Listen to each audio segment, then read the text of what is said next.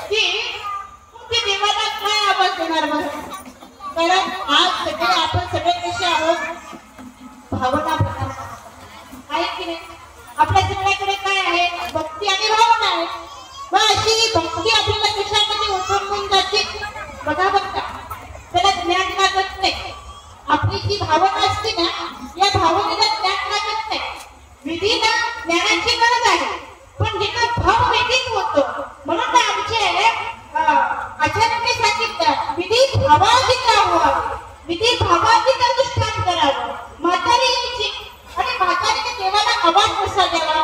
जसं की बघा, एक सगुणा नावाची म्हातारी होती आणि ती रात्री 1:30 वाजता देवाला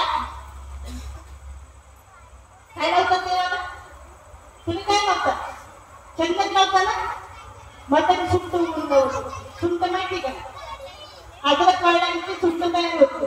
ती सुंठ दंडावर उघडायची आणि देवाला लावत होती. ती विशेषतः देवाला सगळे सुंठ लावू लागले. व्यंकटराव जवळ बसले होते.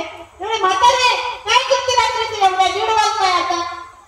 बस म्हणे देवाला सुंठ लावते म्हणे. विडी कुठली म्हणे. देवाला काय लावतात? चंदन लावतात, देवाला अष्टगंध लावतात, देवाला चांगलं अत्तर लावतात.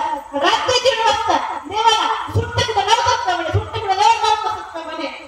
तुम्ही गप्पा सांगतो, तुम्हाला कळतं का?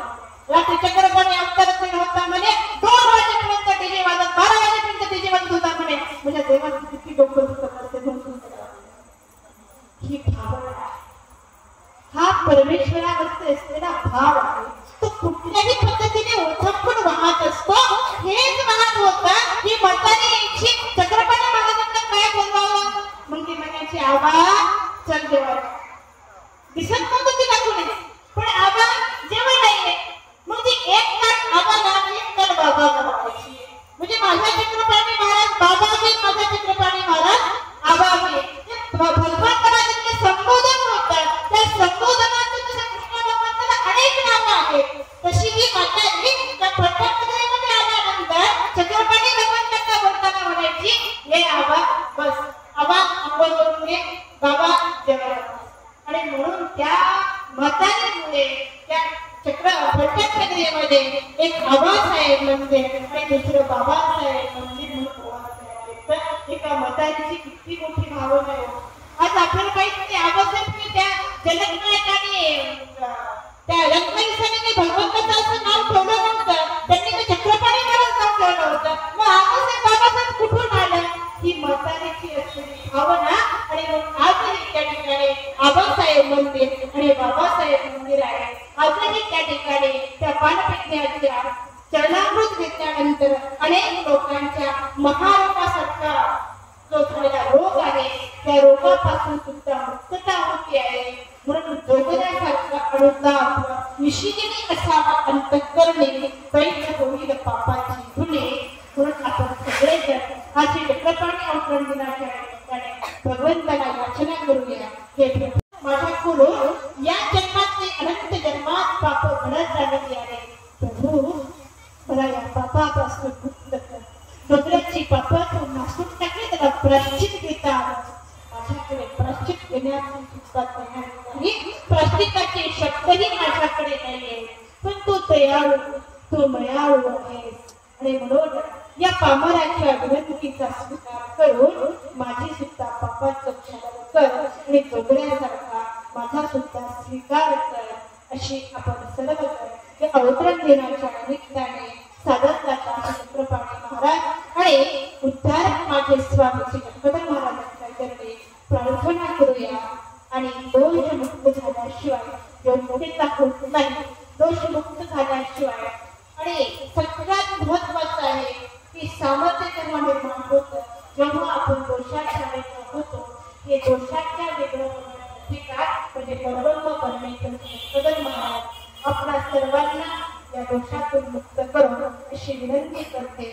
आणि आज श्री चक्रपाणी महाराज अवतरण दिनाच्या निमित्ताने जी आमचे आदरणीय सत्य सांगलीकर बाबा आणि श्रीमान भक्त रमेश भाऊजी बागडे यांनी आपल्या सर्वांच्या दर्शनाचा भेटीचा योग आणून दिला.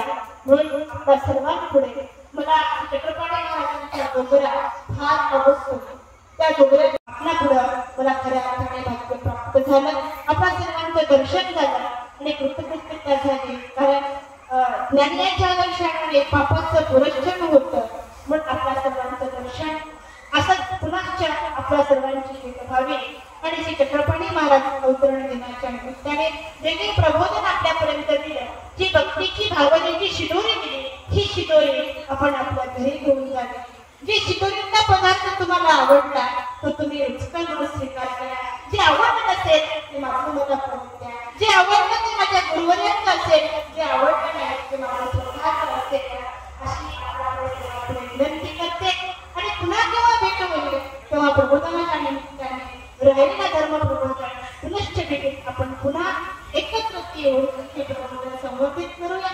या ठिकाणी आमच्या दहेगावच्या असलेल्या परमपूज्य आदरणीय सत्य मावशी, आदरणीय सत्य आमच्या माझ्या धर्मश्री असलेल्या ताई या ठिकाणी आलेल्या आहेत. त्यांच्या समोर मी काय बोलावा, मी अधिकृती होती मला नेहमी मी सांगत असते की प्रभू मला काही कर आणि लक्षात ठेवा, मला तरी असं वाटतं कशाला मी घाबरावं पण दोषाला घाबरावं, कशाला मी घाबरावं पण पापाला घाबरावं.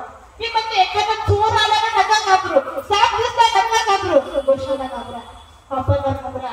म्हणून मी प्रभूला सांगते, विनंती करते, प्रभू अधिक भक्ती घडवून सदा असले व्हावे, प्रतिक्षणाला मावशी माझ्यापेक्षा ज्येष्ठ आहे यांच्यासमोर बोलले अधिक भक्ती बंद क्षमस्व मागते. या ठिकाणी आदरणीय गरुड बाबा सांगते, भाषा महाराष्ट्र गाव आहे, छाती ठोकून सांगते मी महानुभाव आहे, छाती ठोकून सांगते मी महानुभाव आहे. अशा महानुभावांचा दंडवत स्वीकार करून या ठिकाणी माझी सेवा श्री चक्रपाणी महाराजांच्या मी समर्पित करते आणि थांबते.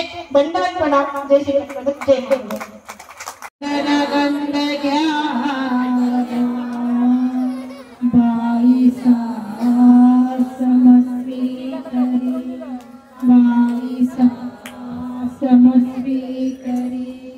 रिंगणी पुष्पयल्लाईसे